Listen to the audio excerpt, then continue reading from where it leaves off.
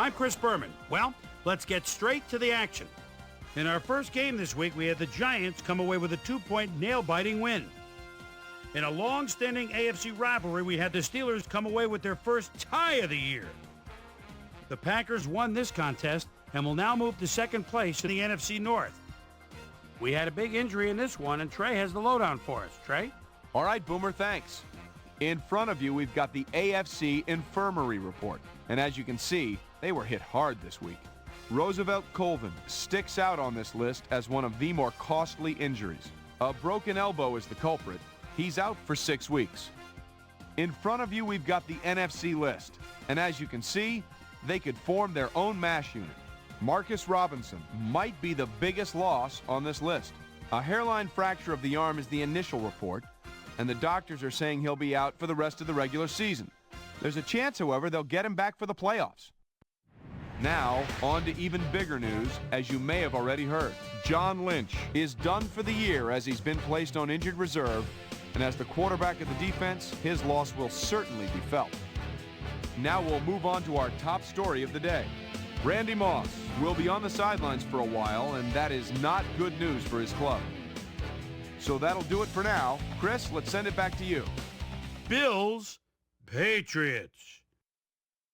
Eugene Wilson would come up with a huge play here as he was able to pick one off here, then had some clear sailing in front of him. The Patriots go on to win this by the final score of 16-6.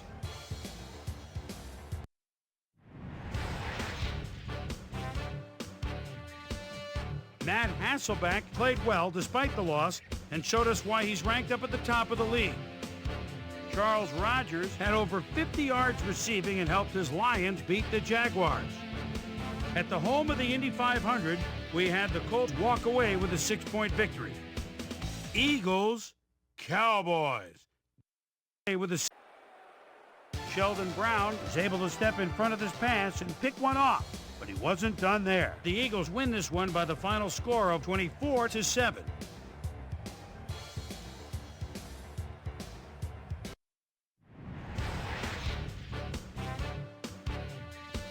Over in Raljean, Maryland, we had the Redskins win this one to the tune of 13 points. The 49ers defense held their opponents to under 50 rushing yards in their win at 3Com Park. The Chiefs won on the road and will now head home to meet the Patriots. Buccaneers, Falcons.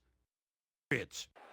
Peerless Price emerged as a real weapon as he pulled one in here. The Buccaneers go on to win this by the final score of 10-7.